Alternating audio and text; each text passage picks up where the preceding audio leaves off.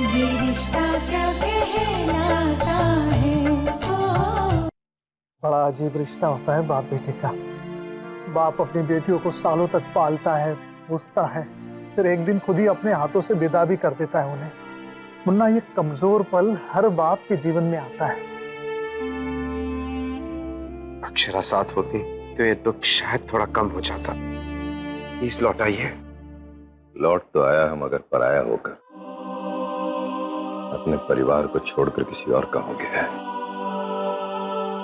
उसे हमसे तो उस परिवार ने नहीं किया है, बल्कि वो अपने परिवार से दूर था। सिर्फ सिर्फ इसलिए उनके करीब गया। उसने जानबूझकर आपका मन नहीं दुखाया। वो तो बस ऐसे ही। तुम्हें क्या लगता है वो जो कुछ कहता है वो ऐसे ही कहता है? ऐसे ही उसकी हर बात इतनी चुभने वाली होती है। शब्द मुंह से बाद में निकलते ही सीने के आर पार पहले हो जाते हैं। कभी खुलकर कहा नहीं उसने, मगर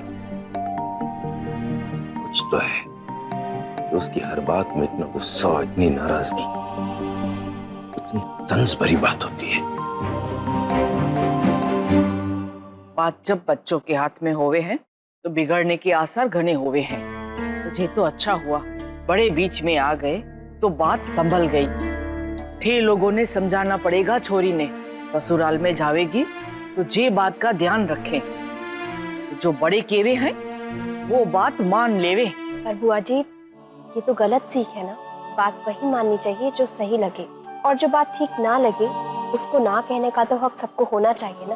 वैसे भाई साहब, नायरा ने तो कुछ गलत नहीं कहा और ना ही गलत तरीके से कहा है। हमारी बच्ची बहुत समझदार है भाई साहब, चिंता मत कीजिए।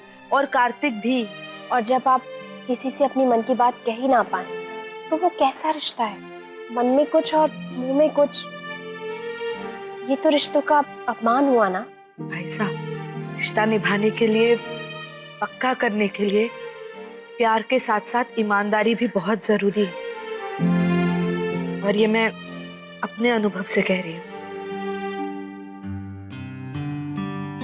वैसे तो दिन भर टटर करता रहता है ये मीनक, और अब जब इतनी बड़ी बात हो गई हो तो एक फोन तक नहीं उठा रहा है मेरा।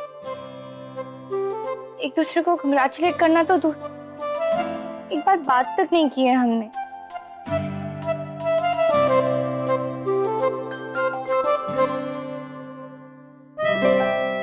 इतना बड़ा मैसेज। पता है नायरा, मैंने एक सपना देखा था। तुम और मैं बर्फ में, हाय, और तुम उस पिंक साड़ी में कितनी खूबसूरत लग रही थी।